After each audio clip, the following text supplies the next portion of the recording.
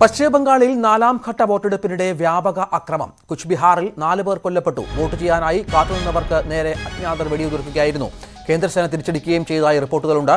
ഹൂഗ്ലിയിൽ BJP നേതാവ് locket ചാറ്റർജിയുടെ വാഹനത്തിന് നേരെ ആക്രമണമുണ്ടായി. പ്രദേശവാസികളായ ഒരു സംഘം ആളുകൾ ലോക്കറ്റ് ചാറ്റർജിയുടെ കാർ തടയുകയായിരുന്നു. കാറിന്റെ ചില്ലുകൾ അക്രമികൾ തകർത്തു.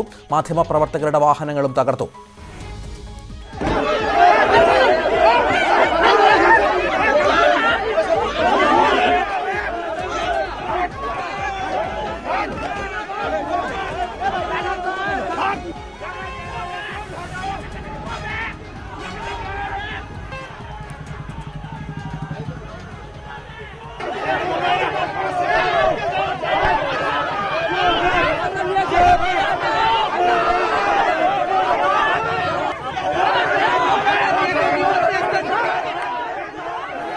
മേഖലയിൽ കൂടുതൽ കേന്ദ്രസേനയെ വിന്യസിക്കണമെന്ന് ലോക്കറ്റ് ചാറ്റർജി തെരഞ്ഞെടുപ്പ് കമ്മീഷനോട് ആവശ്യപ്പെട്ടു.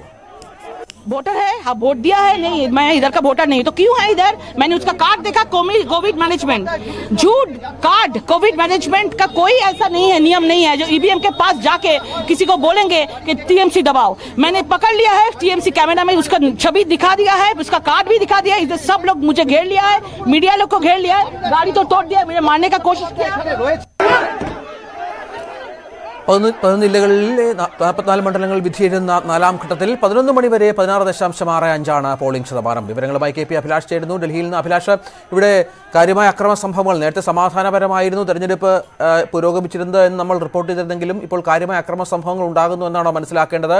ഈ അക്രമ സംഭവങ്ങൾ ഉണ്ടാകുന്നത് പോളിംഗ് ശതമാനത്തെ കാര്യമായി ബാധിച്ചിട്ടുണ്ടോ?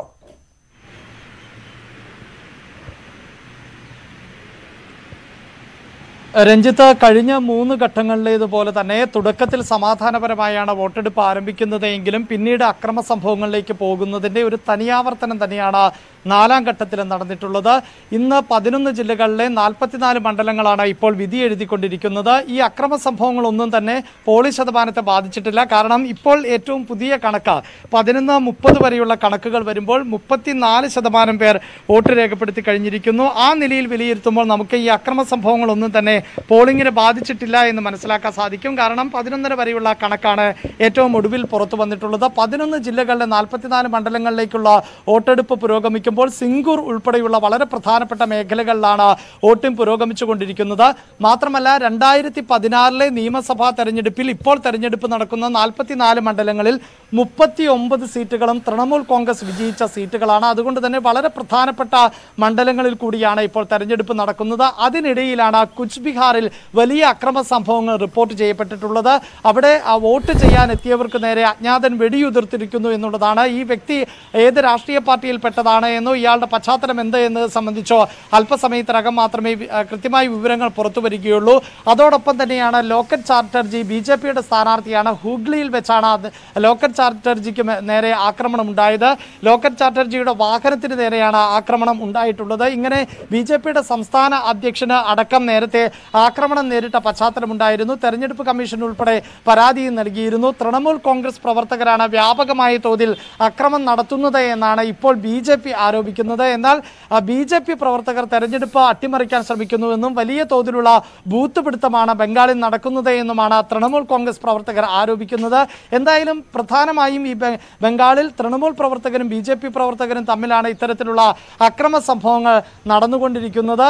വളരെ പ്രധാനപ്പെട്ട തെരഞ്ഞെടുപ്പ് കൂടിയാണ് ഈ നാലാം ഘട്ടത്തിൽ നടക്കുന്നത്. പ്രധാനപ്പെട്ട സ്ഥാനാർത്ഥികൾ എല്ലാവരും തന്നെ മത്സരിക്കുന്നു. ക്രിക്കറ്റ് താരം മനോജ് തിവാരി ഷിപ്പൂർ മണ്ഡലത്തിൽ നിന്ന് ജനവിധി തേടുമ്പോൾ ബച്ചാറാം മന്നയാണ് TMCയുടെ സിംഗൂരിലെ സ്ഥാനാർത്ഥി. പാർത്ഥ ചാറ്റർജി അടക്കമുള്ളവർ ഈ തെരഞ്ഞെടുപ്പിൽ ജനവിധി തേടുന്നവരാണ്. പ്രധാനപ്പെട്ട മന്ത്രിമാർ, ഇപ്പോഴത്തെ സംസ്ഥാനത്തെ മന്ത്രിമാരായ അരൂപ് ബിശ്വാസ്, രവീന്ദ്രനാഥ് ഘോഷ്, അനൂപ് റായ് ഉൾപ്പെടെയുള്ളവരും ഈ തെരഞ്ഞെടുപ്പിൽ തന്നെയാണ് ജനവിധി തേടുന്നത്. CPMന്റെ പോളിറ്റ് ബ്യൂറോ അംഗം മുഹമ്മദ് സലീം ജനവിധി തേടുന്നു. ഇങ്ങനെ വളരെ പ്രധാനപ്പെട്ട വ്യക്തികൾ ജനവിധി തേടുന്ന ഒരു ഘട്ടം കൂടിയാണ് പുരോഗമിച്ചുകൊണ്ടിരിക്കുന്നത്. വ്യാപകമായ അക്രമ സംഭവങ്ങൾ തന്നെ നാലാം ഘട്ടത്തിൽ റിപ്പോർട്ട് ചെയ്യുന്നു. പക്ഷേ കഴിഞ്ഞ ഘട്ടത്തിലേതുപോലെ തന്നെ ഈ അക്രമ സംഭവങ്ങളൊന്നും തന്നെ വോട്ടിംഗ് നിലയെ ബാധിക്കില്ല എന്നാണ് ഇപ്പോഴത്തെ ഒരു കണക്ക് വെച്ച് നമുക്ക് മനസ്സിലാക്കാൻ സാധിക്കുന്നത്. രഞ്ജിത്ത്.